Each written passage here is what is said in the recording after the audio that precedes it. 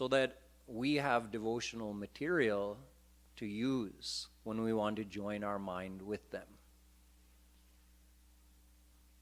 Radha was not born like an ordinary child, however. So don't get confused about that. That Radha, since she was a little girl and did all the same actions that little kids do, you might think, oh, her body must have been formed in her mother's womb. But it wasn't. As I mentioned, she appeared and then took the form of a little baby. Because Radha, well, there's something called Prabhava Deha. Prabhava Deha only applies to God. It describes God's divine body and how it is omnipresent. It's different than, let's say, some great yogi had the power to inhabit 50 bodies at once, which has happened in our history.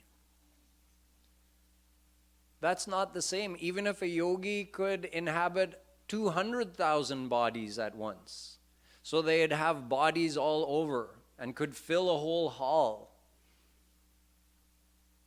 they are still not omnipresent. So Radha, just like all forms of God, is omnipresent in her personal form. Therefore, all she has to do is appear in this world. She doesn't require that her body be formed in her mother's womb and then she come from somewhere else and enter into that womb and then get born. That's how we're born. When God takes avatar, it doesn't happen like this.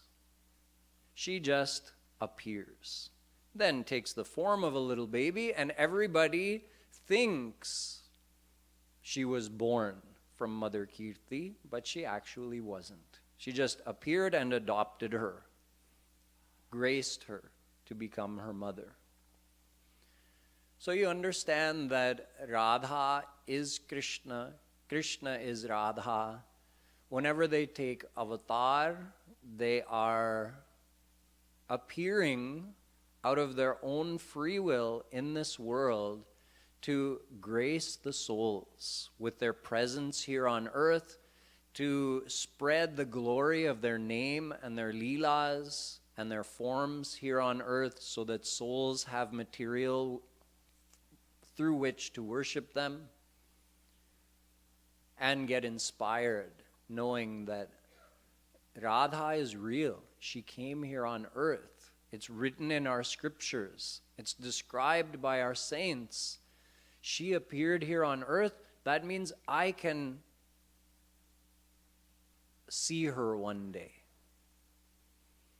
If she's willing to take the trouble to come here on earth, she is so kind that it's possible for a soul to reach her.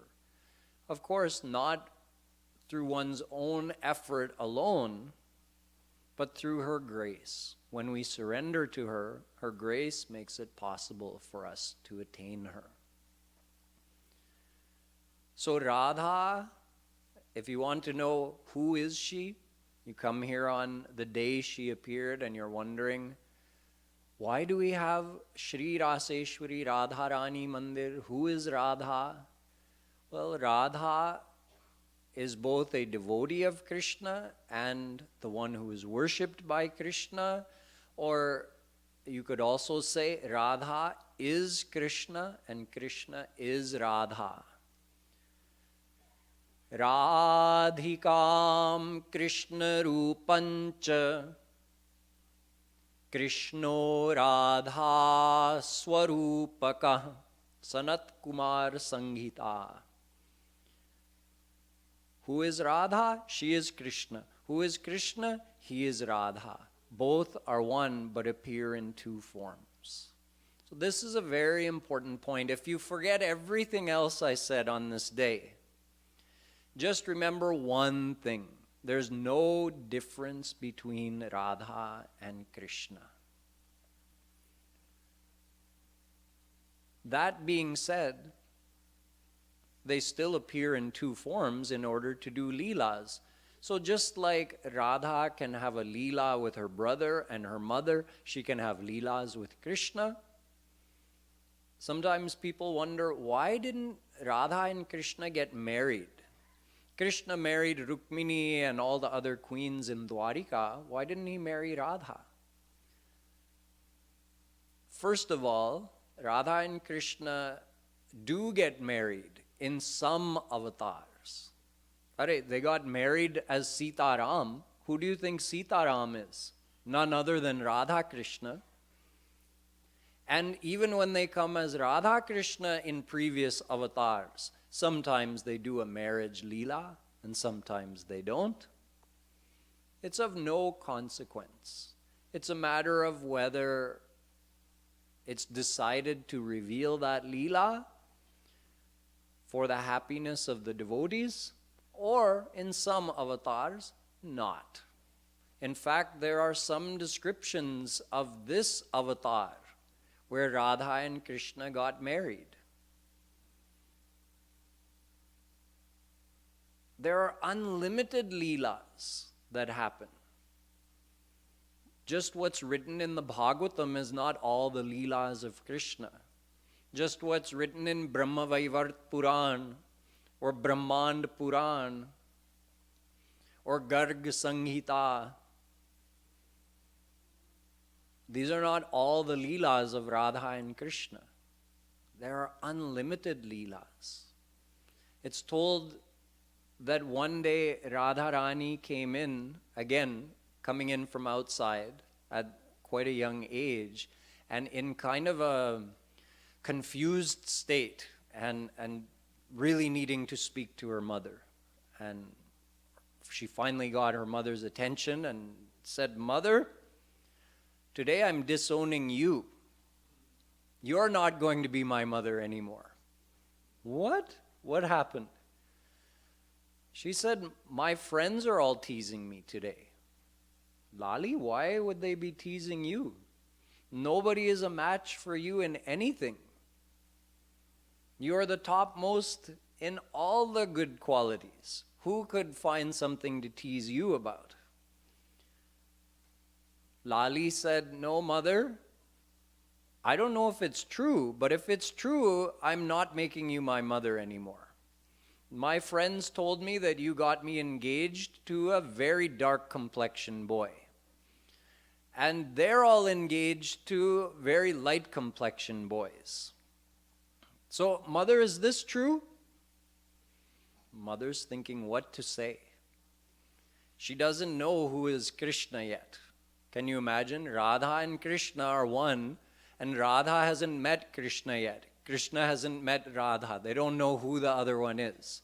It's only possible in the divine realm. So Radha's Sakhis were teasing her that, I don't know, what was your mother thinking? She got you engaged to such a dark complexion boy. It was the only thing they could find to tease her in. So Radha's mother told her that, "Lali, don't worry. You see, the way it works is the dark complexion boys, when they grow up, they become fair complexioned. And the fair complexion boys, when they grow up, they become dark complexioned." So Lali said, "Really? Well, then when I get older, I'll be the one teasing them." "Yes, Lali, exactly." So then she was happy. She went outside and played. There's even a Leela Sthali, the actual place where Brahma came as the Purohit and performed the marriage ceremony of Radha and Krishna. So we shouldn't intellectualize these things. Why did this happen? Why did that happen? It's all Leela. Radha and Krishna are forever together in the divine world. They're absolutely one. And when they come in this world, they do many different kinds of Leelas to enchant the hearts of devotees and give bliss to their saints like the gopis, Maya, Gwalbals, etc. So on Radha Ashtmi, again, just keep a couple of things in mind. Radha and Krishna are one. One is not bigger than the other or less than the other. Radha is Krishna, and Radha is eternal. She wasn't created or born 5,000 years ago. She has existed forever. In fact, in Rig Veda, which people, although there are 4 Vedas and they're all equally important, but for some reason scholars, modern day scholars, give most importance to Rig Veda. So people sometimes want to ask, okay, but did people just come up with this idea of Radha after some time? So if you're giving the most importance to Rig Veda, why don't you go and check in Rig Veda? According to Sanskrit grammar, a noun can be declined in 7 different ways, according to the grammatical context. And Radha's name is present in all 7 forms at many places in Rig Veda. Radha, Radhasa, Radhasa, Radhasam, Radhase, Radhasi, Radhansi. This is all from Rig Veda. So Radha's name is in Rig Veda. Radha's name is in Atharva Veda.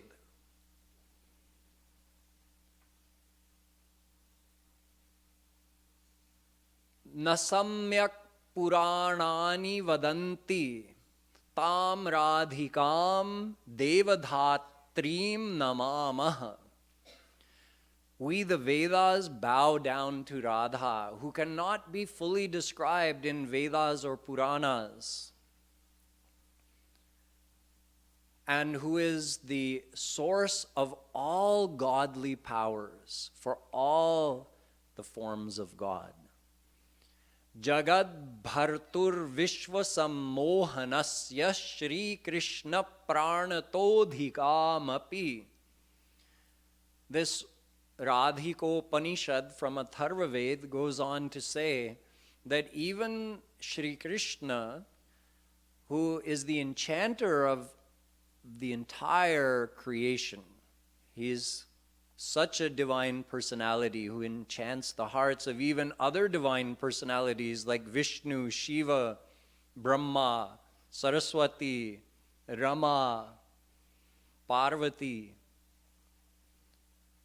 That Shri Krishna, his own soul is Radha. He considers Radharani to be more than his own soul.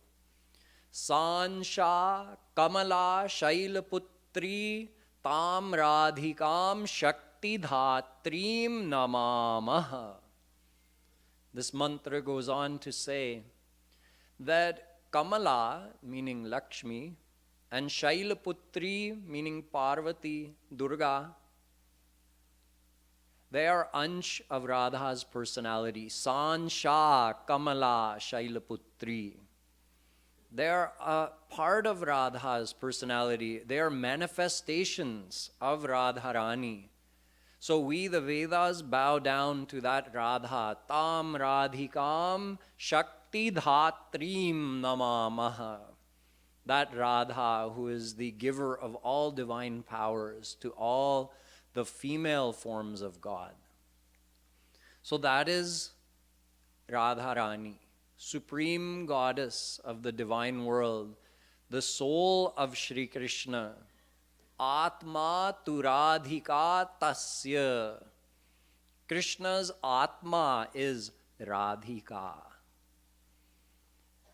There's no way for us to fathom this relationship between Radha and Krishna. We can't intellectually grasp who is Radharani. It's enough to understand this. Shri Krishna is Supreme God. He is the Advaya Jnana Tattva, the Parat Paratattva, beyond whom there is nothing. Mattah parataram nanyat kinchidasti dhananjaya mai sarvamidhan tam sutre manigana iva Gita. Shri Krishna says, there's nothing beyond me. It's all within me and it exists dependent on me. That Shri Krishna is unable to understand who Radha is, who his soul Radha is. Param dhan Radhe naam adhar jasu sham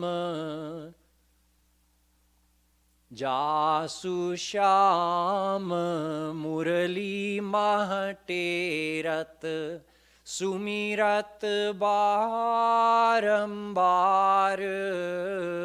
param dhan Radhe naam adhar kotin roop dhare nand nandan ताऊ न पायो पार परम धन राधे नाम आधार.